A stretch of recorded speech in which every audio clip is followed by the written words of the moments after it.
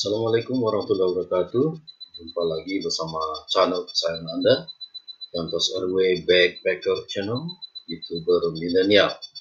Dapatkan informasi yang benar, ilmu yang bermanfaat, dan hiburan yang menyenangkan hanya di channel ini. Kali ini kita menggunakan channel ini sebagai media ilmu yang bermanfaat, yaitu melanjutkan pembelajaran kewarganegaraan atau pendidikan kewarganegaraan, melanjutkan daripada edisi atau sesi-sesi sebelumnya, dan ikuti terus di channel ini seri atau sesi atau edisi dari pembelajaran kewarganegaraan, baik dari seri pertama sampai yang terakhir. Baik, kita masuk kepada tema pada hari ini, yaitu mengenai hak asasi manusia atau HAM. Hak asasi manusia adalah hak-hak dasar yang dimiliki oleh manusia sesuai dengan kodratnya. Hak asasi manusia meliputi hak hidup, hak kemerdekaan atau kebebasan, hak milik, dan hak-hak dasar yang melekat pada diri pribadi manusia dan tidak dapat diganggu-gugat oleh orang lain. Hak asasi manusia hakikatnya semata-mata bukan dari manusia itu sendiri, tapi dari Tuhan Yang Maha Esa, sebagaimana tercantum di dalam pembukaan hak asasi manusia yang ada di dalam TAP MPR, menyebutkan bahwa hak asasi manusia adalah hak-hak dasar yang melekat pada diri manusia secara kodrat, universal, dan abadi sebagai anugerah Tuhan Yang Maha Esa. Secara umum, hak asasi manusia adalah hak yang dimiliki oleh manusia tanpa perbedaan bangsa, ras, agama, atau kelamin yang telah diperoleh dan dibawanya bersama dengan kelahiran atau kehadirannya di dalam kehidupan masyarakat. Dan berdasarkan Undang-Undang Nomor 39 Tahun 99 tentang HAM, yang dimaksud dengan HAM itu adalah seperangkat hak yang melekat pada hakikat dan keberadaan manusia sebagai makhluk Tuhan Yang Maha Esa dan merupakan anugerahnya yang wajib dihormati, dijunjung tinggi, dan dilindungi oleh negara, hukum, pemerintah, dan setiap orang demi kehormatan serta pelindungan harkat dan martabat manusia. Beberapa pengertian HAM para ahli kita ambil dari Jan Matterson. Hak asasi manusia adalah hak-hak yang melekat pada setiap manusia yang tanpanya manusia mustahil dapat hidup sebagai manusia. Sedangkan John Locke mengatakan bahwa hak asasi manusia adalah hak-hak yang diberikan langsung oleh Tuhan Yang Maha Esa sebagai hak yang kodrati.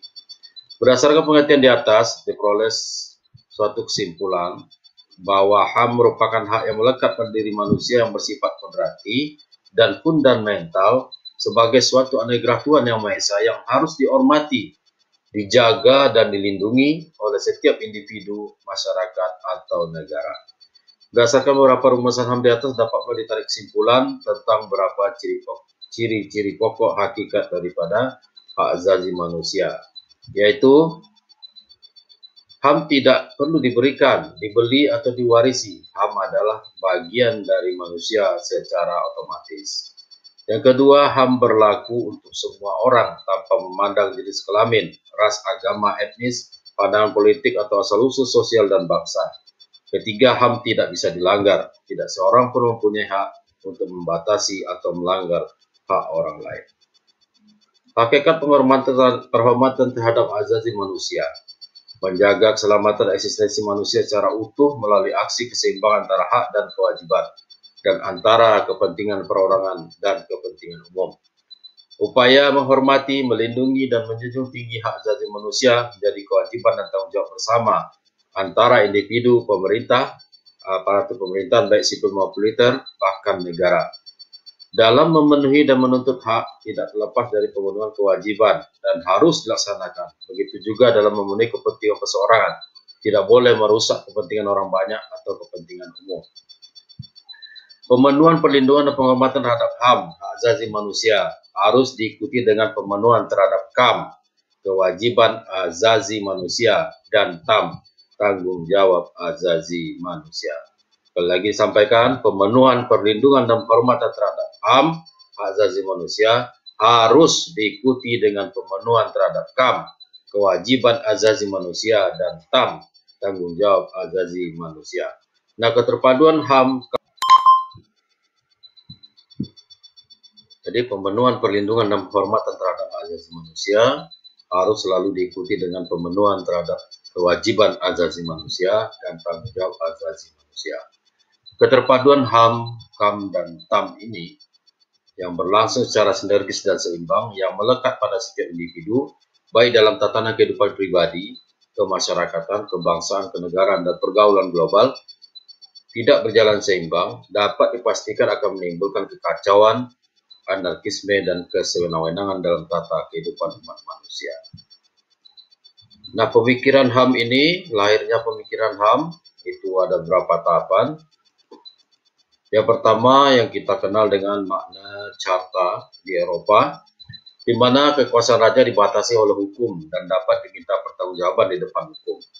Jadi kekuasaan absolut raja telah dihapus dengan adanya hukum. Kemudian di American Declaration, itu di Amerika, lahir dari paham Rousseau dan Montesquieu, itu manusia merdeka sejak dalam perut ibunya sehingga tidak logis sesudah lahir manusia dibelenggu. Selanjutnya The French Declaration, yaitu di Prancis, yaitu tentang the rule of law. Tidak boleh ada penangkapan tanpa alasan yang sah, berlaku prinsip presumption of innocence, praduga tak bersalah, di mana orang yang ditangkap, ditahan dan dituduh berhak dinyatakan tidak bersalah sampai ada keputusan pengadilan yang berkekuatan hukum tetap. Adapun generasi dalam pemikiran HAM ini, ada 4 generasi ya. Generasi yang pertama, HAM hanya terfokus pada bidang hukum dan politik karena kondisi Perang Dunia Kedua. Pada waktu itu adanya totalitarisme dan munculnya negara baru yang ingin menciptakan tertib hukum yang baru. Generasi yang kedua adalah HAM terfokus pada hak sosial, ekonomi, politik, dan budaya, sedangkan hak yuridis masih kurang diperhatikan. Nah, pada generasi yang ketiga, HAM terfokus pada hak ekonomi, dalam arti pembangunan ekonomi, sedangkan hak lain kurang diperhatikan. Selanjutnya, generasi keempat melahirkan deklarasi HAM, Declaration of the Basic Duties of Asian People and Government, dipelopori oleh negara Asia sebagai kritik terhadap peranan negara yang dominan dalam pembangunan ekonomi dan mengabaikan kesejahteraan rakyat. Nah, sejarah perkembangan HAM dengan adanya Perang Dunia mengakibatkan hak asasi manusia tertindas. Karena itu muncullah Deklarasi Hak Asasi Manusia Universal yang dideklarasikan pada tanggal 10 Desember 1948. Nah, naskah tersebut adalah sebagai berikut.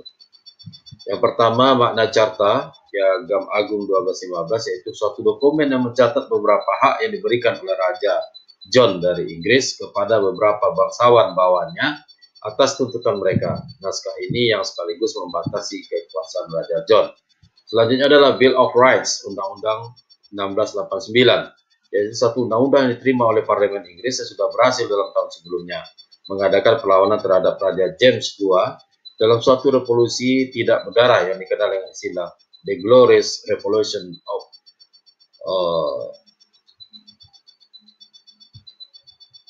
1688 ya. Kemudian Declaration des Droits de l'Homme et du Citoyen, pernyataan hak manusia dan warga negara, yaitu satu naskah yang dicetuskan pada pengulah revolusi Prancis sebagai perlawanan terhadap kewenangan rezim lama. Kemudian Bill of Rights, Undang-Undang Hak, yaitu satu naskah yang disusun oleh rakyat Amerika pada tahun 1769 dan kemudian menjadi bagian dari Undang-Undang Dasar tahun 1791. Hak-hak tersebut cakupannya belum luas karena hanya bidang politik saja. Sejalan dengan itu, PBB memprakarsai berdirinya sebuah komisi HAM untuk pertama kali yang diberi nama Commission of Human Rights pada tahun 1946. Komisi inilah yang menetapkan secara terperinci hak-hak manusia di samping hak politik, yaitu hak ekonomi dan sosial. Yaitu yang pertama hak hidup, kebebasan dan keamanan pribadi. Yang kedua larangan perbudakan. Yang ketiga larangan penganiayaan. Yang keempat, larangan penangkapan, penahanan, atau pengasingan yang sewenang-wenang. Yang kelima, hak atas pemeriksaan pengadilan yang jujur. Keenam, hak atas kebebasan bergerak. Ketujuh, hak atas harta dan benda. 8, hak atas kebebasan berpikir dan menyuarakan hati nurani dan beragam. 9, hak atas mengungkapkan pendapat dan mencurahkan pikiran. 10, hak atas kebebasan berkumpul dan berserikat. 11, hak untuk turut serta dalam pemerintahan. Deklarasi dunia ini juga menyebutkan beberapa hak sosial.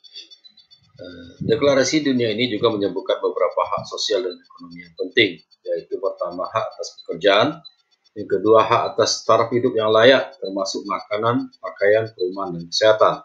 Kemudian yang ketiga hak atas pendidikan, yang keempat hak kebudayaan, meliputi hak untuk turut serta dalam kehidupan kebudayaan masyarakat, ambil bagian dalam kemajuan ilmu pengetahuan, dan hak atas pelindungan kepentingan moral dan material yang timbul dari hasil karya cipta seseorang dalam bidang ilmu, kesusastraan, dan seni. Nah, pelaksanaan HAM di Indonesia. Dengan upaya penegakan HAM di Indonesia dibutuhkan sarana dan prasarana. Sarana dan prasarana penegakan HAM tersebut dikategorikan menjadi dua bagian. Yang pertama yaitu sarana yang berbentuk institusi atau kelembagaan seperti lainnya, yaitu lembaga advokasi tentang HAM yang dibentuk oleh LSM, Komnas HAM, Komnas HAM Perempuan, dan institusi lainnya.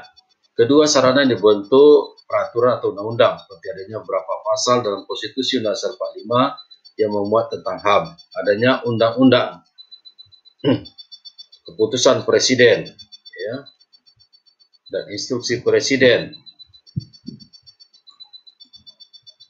Semua perangkat hukum tersebut merupakan sarana pendukung perlindungan HAM. Nah, pelaksanaan HAM berdasarkan Undang-Undang 1945, yaitu hak azazi pribadi, personal rights, yaitu hak kebebasan menyatakan pendapat, kebebasan memeluk agama, kebebasan bergerak, kebebasan aktif dalam setiap organisasi dan perkumpulan, yaitu hak kebebasan dalam mengutarakan atau menyampaikan pendapat, hak kebebasan dalam menjalankan kepercayaan dan memeluk atau memilih agama, hak kebebasan dalam bepergian, berkunjung, dan berpindah-pindah tempat, hak kebebasan dalam memilih, menentukan organisasi, dan aktif dalam organisasi tersebut. Kemudian hak azazi ekonomi, property rights, hak untuk memiliki, membeli, dan menjual serta memanfaatkan sesuatu. Hak azazi ekonomi tentang kebebasan dalam membeli, hak azazi ekonomi tentang kebebasan dalam mengadakan dan melakukan perjanjian kontrak, hak azazi ekonomi tentang kebebasan dalam memiliki sesuatu, hak azazi ekonomi tentang kebebasan dalam melakukan transaksi, hak azazi ekonomi dalam bekerja. Kemudian hak azazi politik, politik rights, hak ikut serta dalam pemerintahan, hak pilih, hak mendirikan parpol, dan lain-lain. Hak azazi politik dalam memilih dalam satu pemilihan, contohnya pemilihan presiden dan kepala daerah. Hak azazi politik dalam dipilih pada pemilihan, contohnya pemilihan bupati atau presiden. Hak azazi politik tentang kebebasan ikut serta dalam kegiatan pemerintahan. Hak azazi politik dalam mendirikan partai politik. Hak azazi politik dalam membuat organisasi pada bidang politik. Hak azazi politik dalam memberikan usulan-usulan atau pendapat yang berupa usulan petisi.